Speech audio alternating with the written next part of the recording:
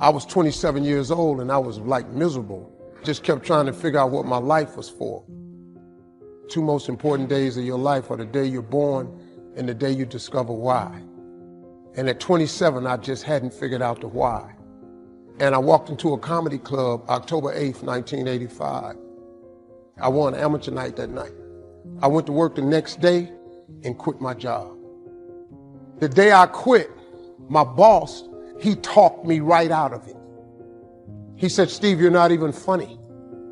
He said, "Are you kidding me? You've got a family.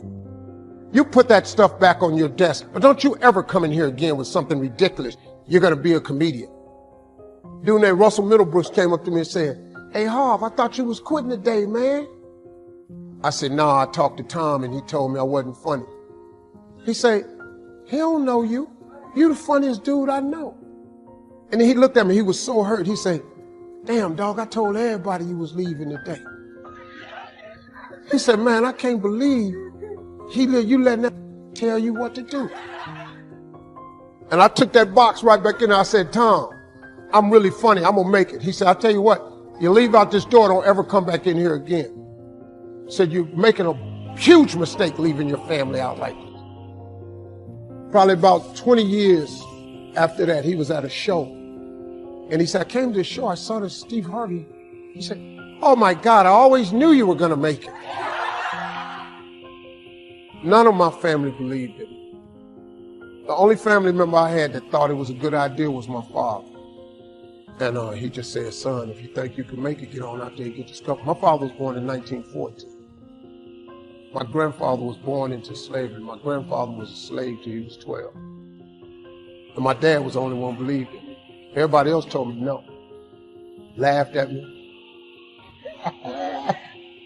Not only is it possible for you to have your dream, but it's necessary that you have it.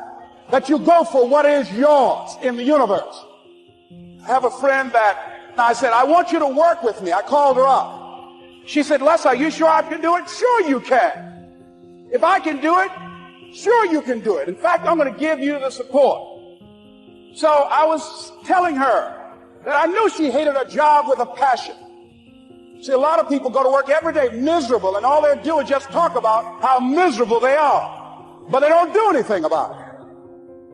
And we've been going through this for years, ladies and gentlemen. She brought her husband, and that was one of the major problems that I realized. He couldn't see it for her. So you got to make sure that you have people in your life that can see it for you.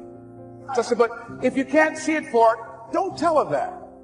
Just give her some support. What if you're wrong? You've seen her speak. She's got great speaking skills. You've got a great woman here. But you see, people who can't see it for themselves can't see it for you. So I said, "Will you do it with me?" I said, "I'm going to give you the support you need. You can't do it by yourself. I will stand with you." She said, "Okay." 3 days later, I got an emergency call at my office. It was from her husband. He called and said, "Tell Les Brown that Marion is dead." And I remember the last time that I saw her, and I had some of her papers. And what got me, what was so sad that made me begin to cry, was that there were poems that she had started that were profound poems, great thoughts, that she didn't complete. That poem was given to her. I can't finish that for her. That play, whatever the outcome that she had envisioned, was given to her. I believe all of us have some purpose for being here. And I was reading a newspaper that said that millions of people are dying because of what they're eating, talking about their diet. So that even more are dying because of what's eating them. You've got to find ways to increase your sense of self-appreciation, because if you don't, you will find yourself unconsciously engaged in self-destructive behavior. If you don't program yourself, life will program you.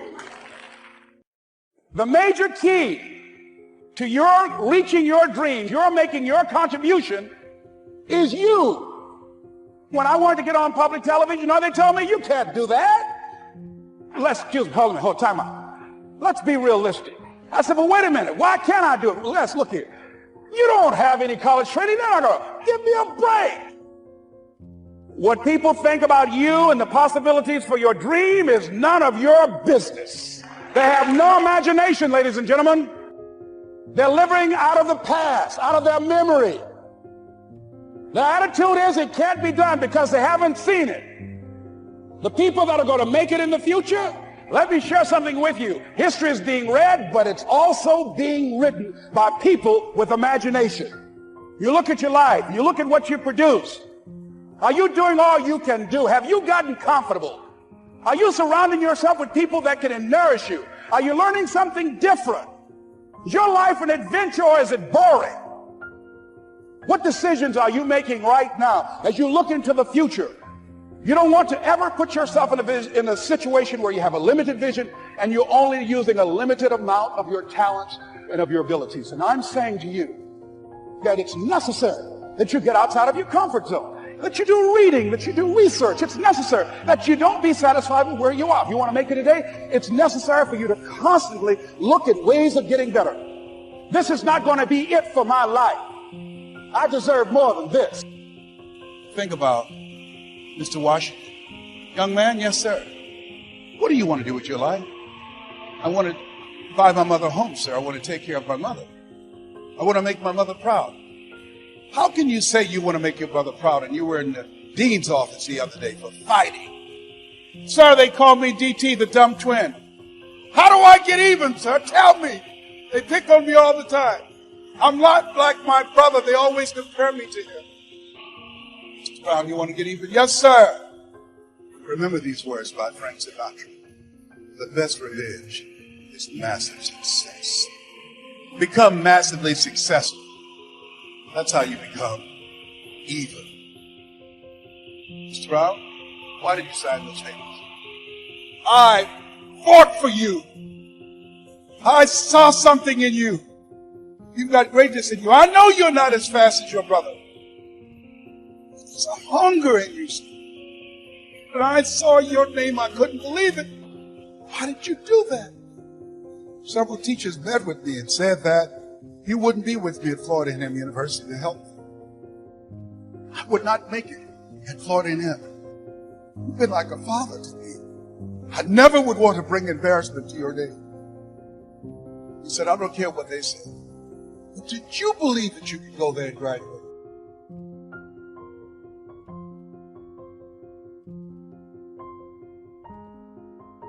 Sometimes you have to believe in somebody's belief in you until your belief kicks in. Let us say together, it's possible. I can live my dreams. I will work on myself. I will retrain my thinking every day. I would read 10 to 15 pages of something positive every day. I will turn off my television and turn on my life. Let us say together, it's necessary to detoxify your life. Look at the people in your life and ask the question, what is this relationship doing to me? There are some people you need to let go. Let us say together, let go or be dragged. They're emotional vampires. They will drain you. Bless, can I change them? No. It's a full-time job changing yourself. There's some people that's so negative, they can walk into a dark room and begin to develop. You're talking about earning more money. You got to be serious. People say money won't make you happy, but everybody want to find out for themselves. Here's something else. Write this down. You're going to fail your way to success. There are people who should be there to encourage you. They're going to be the #1 members of the discouragement club. When you have a dream, think it not strange that you'll face the fiery furnaces of this world. You will have tribulations. And don't complain. Don't go around telling everybody. 80% don't care. 20% glad it's you. Suck it up and make it happen. Everybody, let us say together, lead and grow your wings on the way down. Wherever you are, whatever you're doing, do it with everything that you have. Develop the habit of giving more than what you're paid for. Develop the habit of setting standards that others will be measured by. Do not go where the path may lead, but go where there's no path and leave a trail. Yeah, so in order to change a belief or a perception about yourself and your life, you got to go all in. It's not like you go 50% in. You got to go all in. You got to make a decision with such firm intention that the amplitude of that decision carries a level of energy that causes the body to respond to the mind, that the choice that you make becomes a moment in time you'll never forget. And you would say, I remember the moment I made up my mind to change. And the stronger the emotion you feel, the more you'll pay attention to the decision. And that's a huge stone. The process of working on your dreams, you are going to incur a lot of disappointment, a lot of failure, a lot of pain.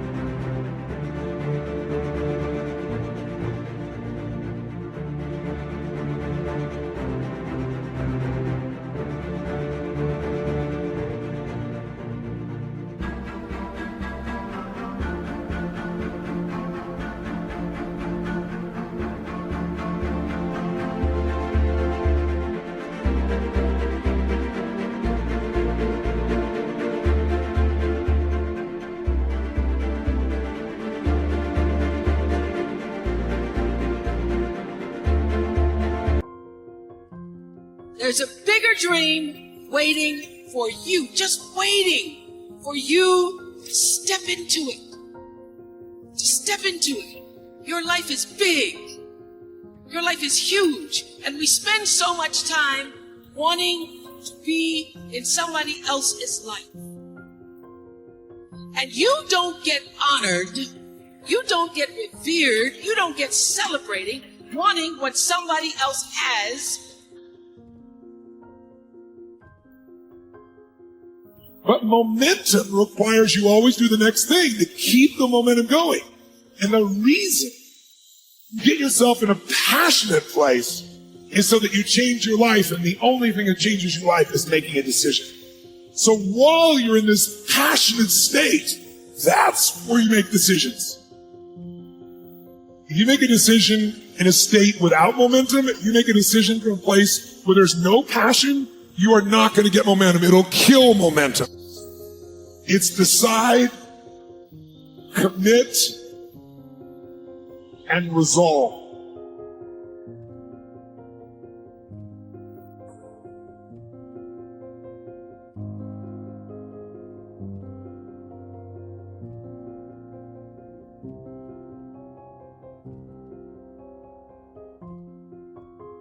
Well, the first thing I would say is, well, you should be afraid of taking risks and pursuing something meaningful.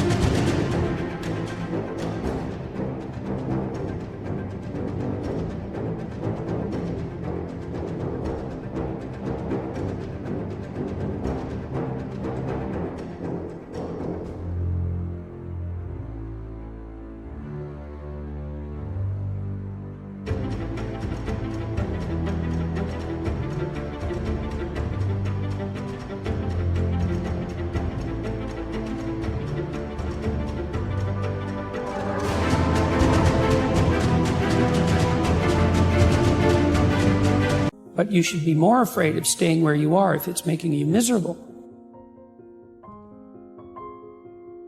First thing you want to do is dispense with the idea that you get to have any permanent security outside of your ability to contend and adapt. It's like you're paying a price by sitting there being miserable. You might say, well, the devil I know is better than the one I don't. It's like, don't be so sure of that. Yeah. And if you're miserable in your job now and you change nothing, in 5 years you'll be much more miserable and you'll be a lot older.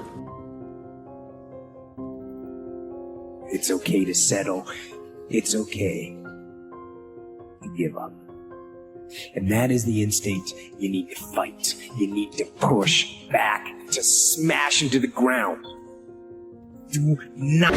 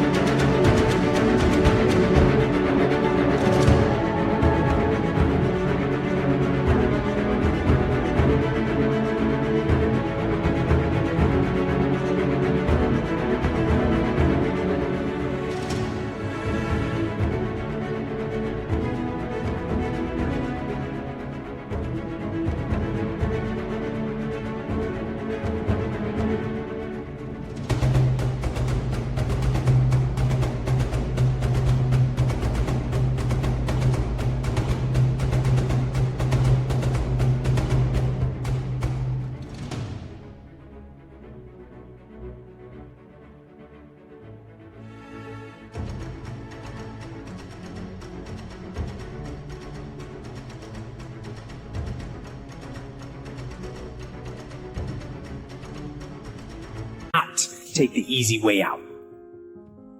Do not give up based on instinct. I don't remember now, I'm not talking about what makes you happy. It's a luxury to pursue what makes you happy. It's a moral obligation to pursue what you find meaningful. And that doesn't mean it's easy. It might require sacrifice.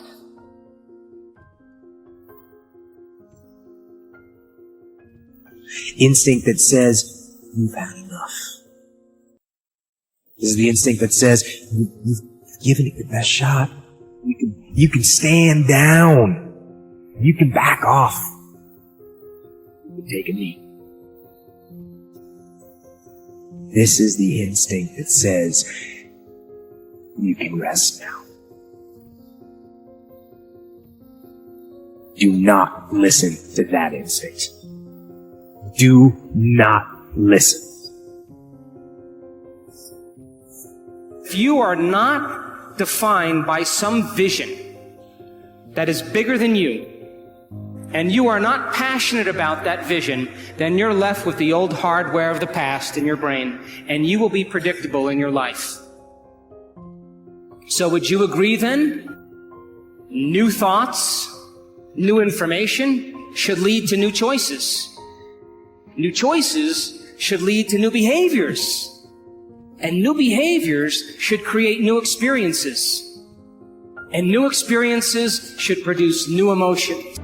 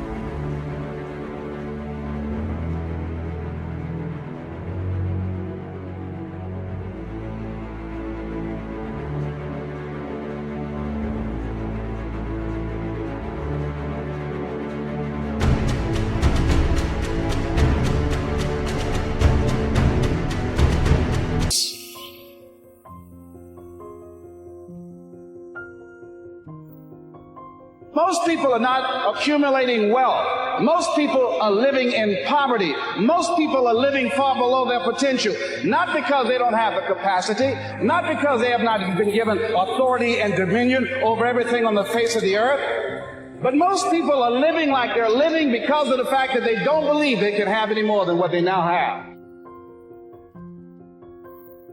A resilient person is capable of standing up to things in the face of fear and moving forward voluntarily, convinced of their own competence and ability to prevail.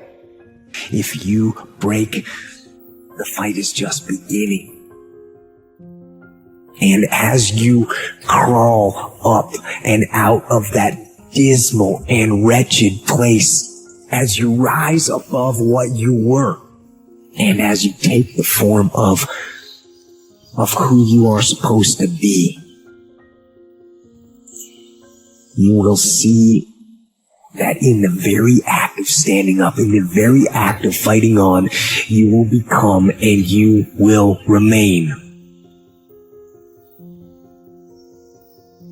unbroken.